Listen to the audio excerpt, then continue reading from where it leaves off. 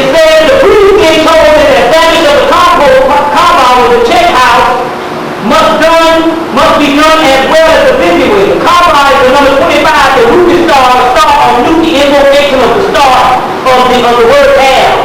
Al, which means God, also means the sun. The Kaaba is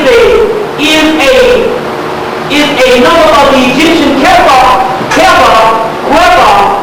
which means the mother also. The Kaaba is intended the power of the throne of the great old ones. Now what it means is this. It means that the great old ones also came to a certain point in space, which the ones are the ones who seated this planet. And the Kaaba is a representation of what those great old ones are. In a few minutes I'll tell you what the Kaaba actually is. So these are just some references on the Kaaba. Now, it says the Kaaba, which derives from the Egyptian word Kaab, which in birth of the word libation, i.e. the holy Babylon, the vehicle of Babylon is the Isis. Now when I get into this mission of the woman, some of these things you think of Babylon as negative is actually talking about the great mother. And when you hear that word Babylon in esoteric terms, it's talking about melody. When you hear the word the beast in esoteric terms, it's talking about melody. That's the white man's Babylon and his beast. What he is giving to his people is the terms what he calls devil and spook God is the actual terms that you are embodied with and brings you to Godhood. So in actuality, this is another symbol to say that the Kaaba is melody. Now as you know that the white man went to Mecca in the early 1900s and stole a piece of the Kaaba, came back and examined it in his particular lab and found out that the Kaaba is made up of pure black carbon, and you know carbon is the essence of what melanin is.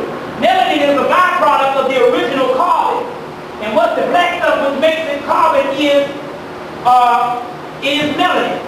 The number 32, I think, or 33, ginger, or Bintu. Look in the Kabbalistic dictionary and find out what 33. I think it's the number 33 or 32. You got the book? What I think is 32 is the number of Osiris. Osiris is also called the god of the perfect black. And also, when you look at the actual metal, they tell you it's carbon, which the makeup of the universe is carbon. Now, this is what happened.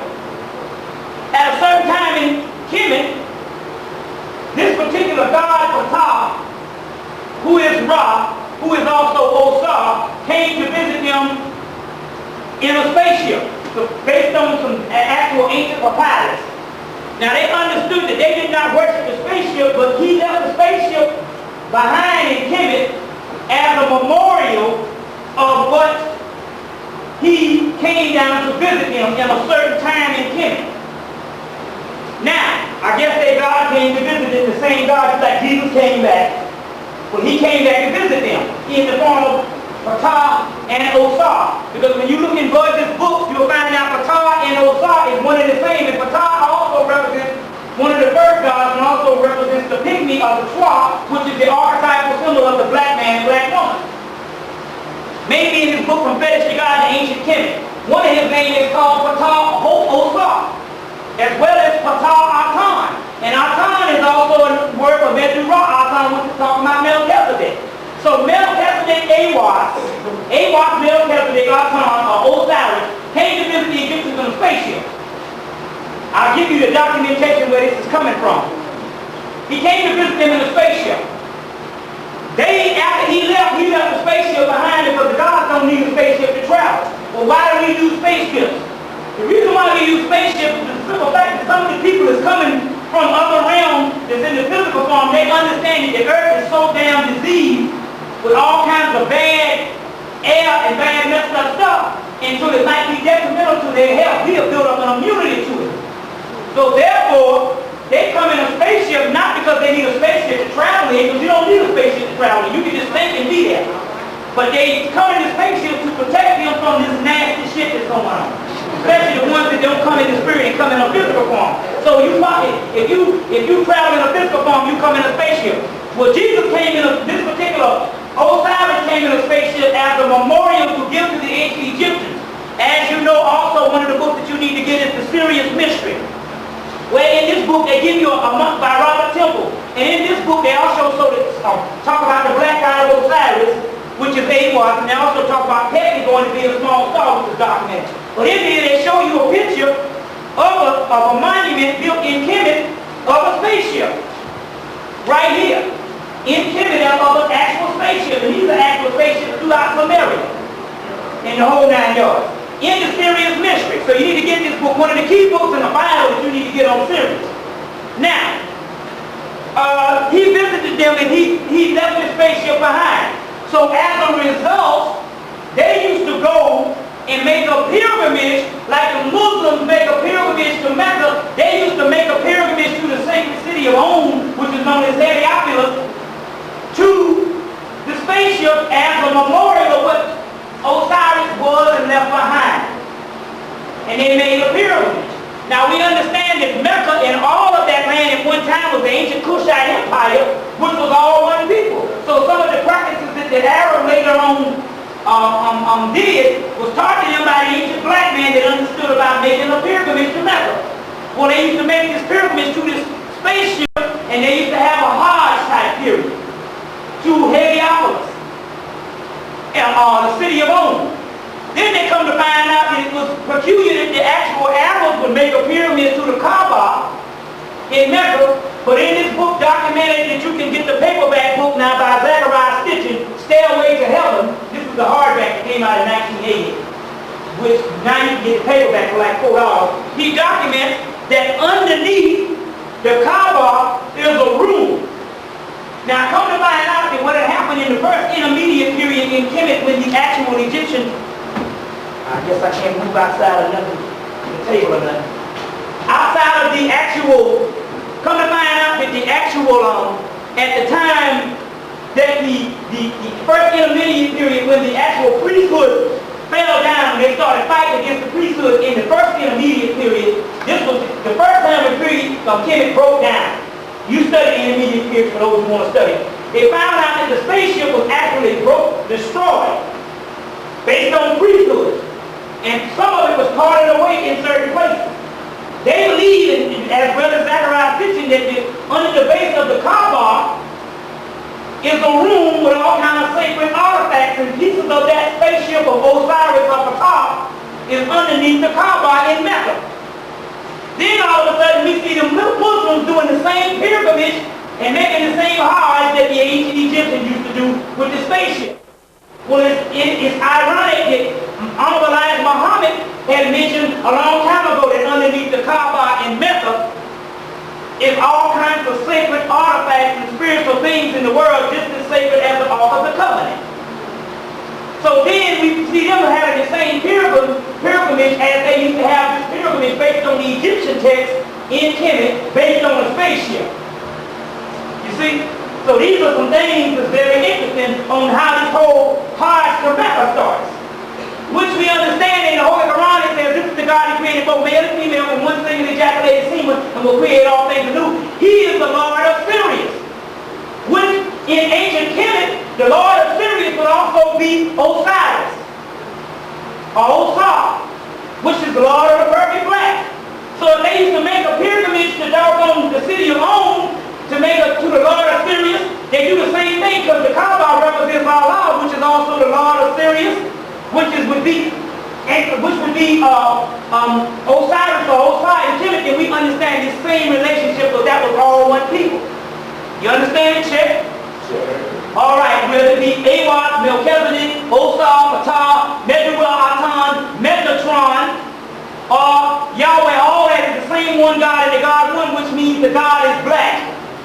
Check? Yeah. Also, his ancient name would be Ha-Er, which would be the Heru, the elder, which would be the form of Sut, that dies and rises up as Heru the younger. Osiris dies and rises up as Heru the younger too. His son, when he rises on the resurrection as the great king, he's supposed to rise in Atlanta, he rises as Heru too. So that means that Osiris is the same as Sut, which is the God of the triple black, which is the same of Awas. We're talking about the same one God who is black, but has a mother. I always got to get this. There's no such thing as a father. There's only the son, and that son has a mother. And when that Most High God is gone, like I say over and over again, she is.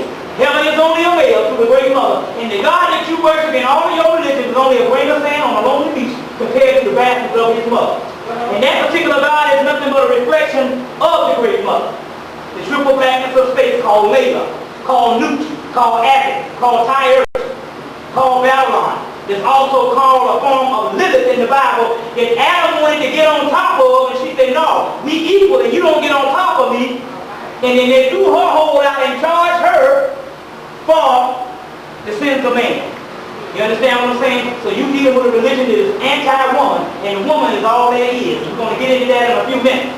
Now, also in the book called Hemmitt's Mill, where they take mythology and break it into science and show you that the ancient Egyptians and all the ancient people did science and physics through their mythology, that the actual Kaaba, the breakdown of Kaaba comes from the planet Saturn, and the planet Saturn is nothing but a dimension of where our house used to be, and also it's called the black planet, and Saturn is also broken down on the number 418, and the number 418 is melanin, and the Kaaba is nothing but melanin, and is an actual piece of Saturn. Saturn used to be an incubator house when we first seeded the planet, when the Earth was a form of Saturn, and the original man, Adam and Eve they're talking about, got formed on Saturn. So when they say that the Kaaba is that of the ancient Adamic man, they're talking about that black man and that substance of Saturn, all in metaphysical science.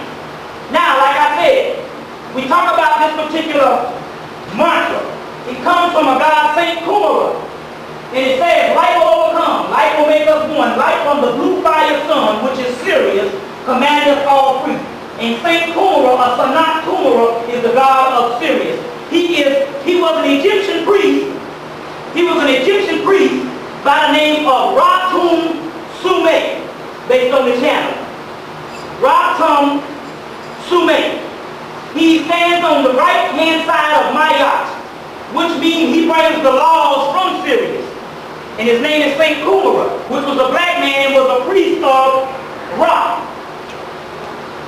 He's on the right-hand side of Mayat.